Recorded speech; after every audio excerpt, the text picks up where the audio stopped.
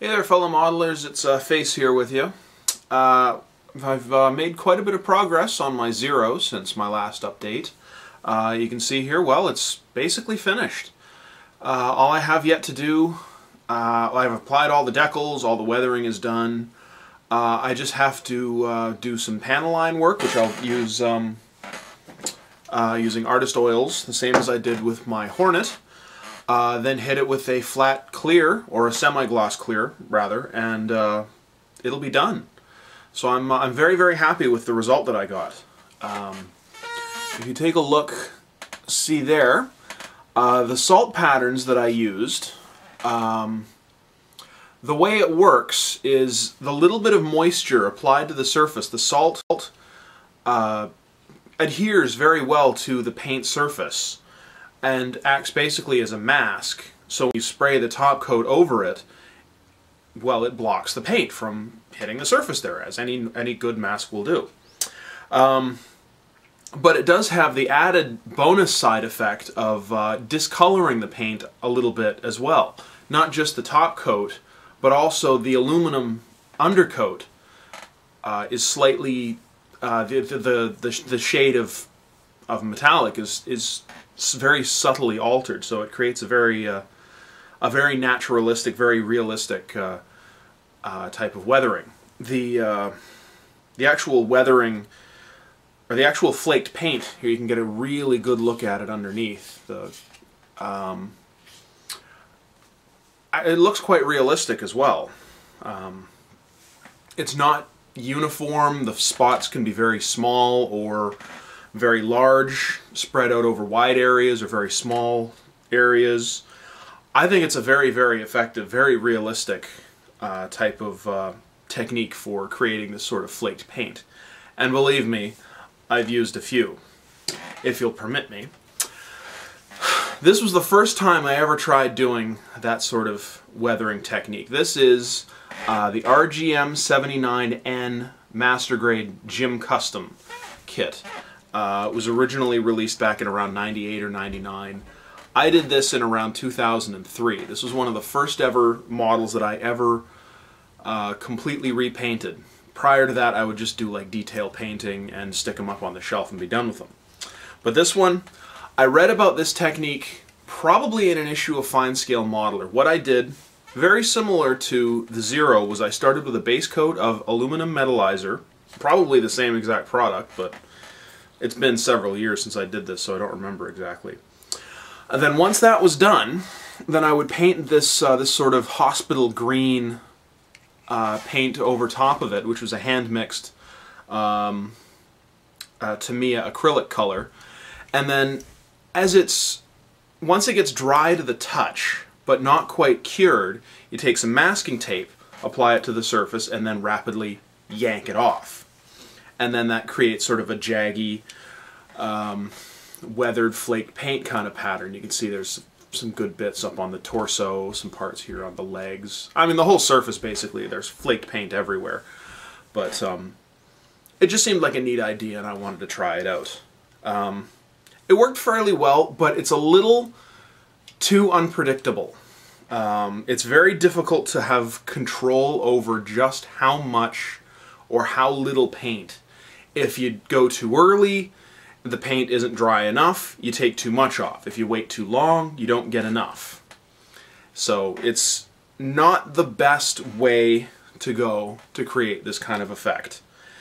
I got a good result from this, but I've tried it a few times since then on smaller scales. Like not for a complete model, but like for just the occasional little bit. And it didn't work out very well at all. I think it works best if you use a flat color as opposed to a gloss color, because the gloss colors tend to dry harder. But like I said, it's very, very unpredictable. Sometimes it'll work great, sometimes it won't work at all. So there's that option.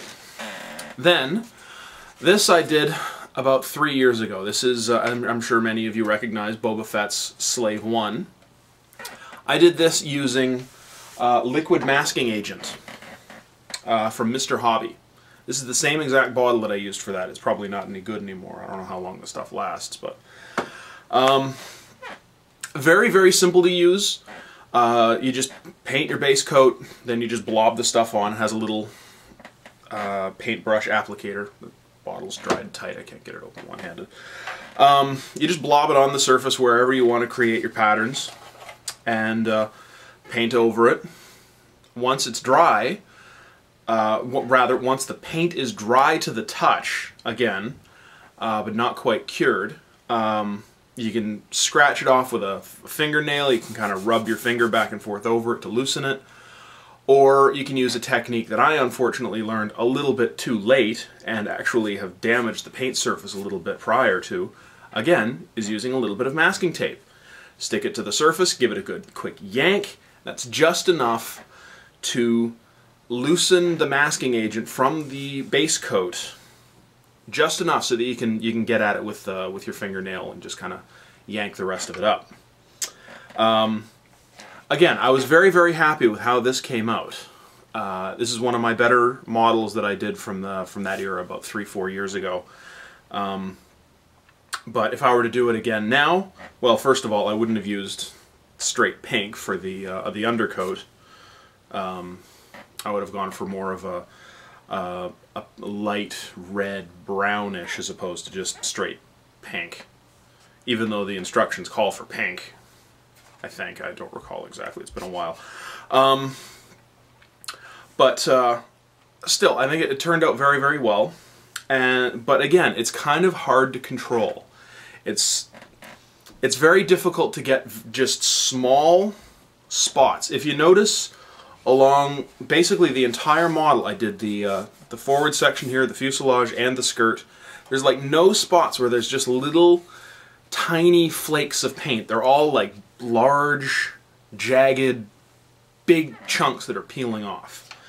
And the reason for that is basically because it's very, very hard to get a very tiny little spot with this stuff. And if you do manage to, there's a good chance you might lose it once you get your base coat or your top coat painted. So even if you do get a little spot, you may never end up getting it pulled up because you just can't find it. So, like I said, it's not the best technique, but it worked well enough for that. If I were to do another Slave 1, though, I would definitely not use that technique. I also used it on the base, sort of to create a more unified appearance to the entire model. And I think it turned out quite well overall.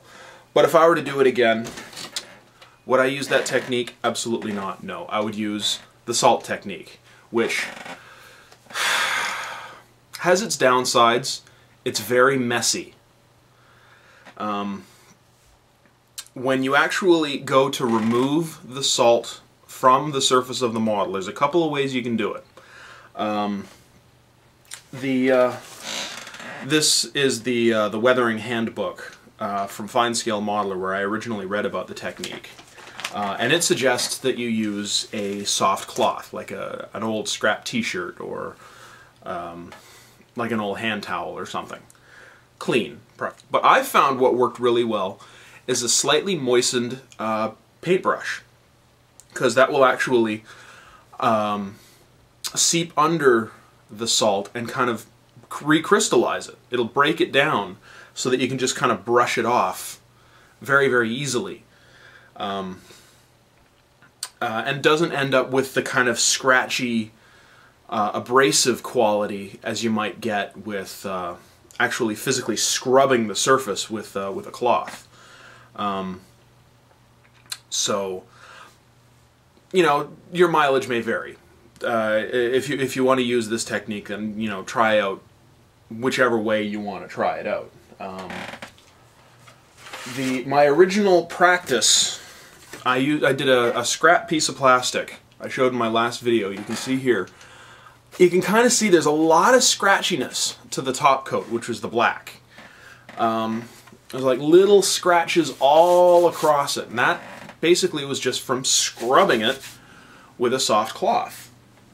I didn't really want that look, and I think that going with the moistened paintbrush, or you could use a damp cloth or anything with a little bit of water on it, and that would work just fine. But overall, I'm very, very happy with the result. In addition to that, once I applied the decals, I used a hobby knife and just kind of lightly scratched up some of them here and there, just to create a more unified appearance to the weathering. Because like the wings and the fuselage have paint flaking everywhere, but so why wouldn't the Hinomarus? You know, I mean, it only makes sense that they would as well. I mean, I understand, according to my research, that they would get touched up and repainted very, very frequently. But even so, every now and then, you know, naturally, little bits are going to flake off. So that's why I didn't go really nuts on scraping off large chunks. Instead, just going like for little spots here and there, just to kind of unify the weathering a little bit. So yeah, that's basically all that's left to say. I'm going to tackle it with Artist's Oils probably later this evening. I just sprayed the final gloss clear coat a few hours ago, so I want to let it kind of set up a little bit more before I do anything else to it, lest I damage the clear coat surface. But yeah, so I've got that yet to do, and then I've still got my the rest of my stash to tackle, which actually just got a little bit bigger today. I got something in the mail. Yeah, I'm doing something a little different yet again. There was an article about this. I think it was just a one of the workbench reviews from again from an issue of Fine Scale Modeler. This is Japan's I-400 aircraft carrying submarine. It just seemed like such a neat thing that I had to get it. This is actually this is the special edition version. It includes clear parts for showing off the inside of the hangar for the aircraft, as well as an additional set of photo etch parts for railings and some figure models and even some scale torpedoes. So that's kind of that's pretty cool. So yeah, I don't know when I'm going to get to it, but it just kind of jumped out at me when I first read about it. I'm doing a little bit of research online about the actual class of submarines, so that I have a little bit more of a knowledge base when I actually tackle this thing, because I've never done a ship before, like ever. So this is going to be like completely different from anything I think I've ever done.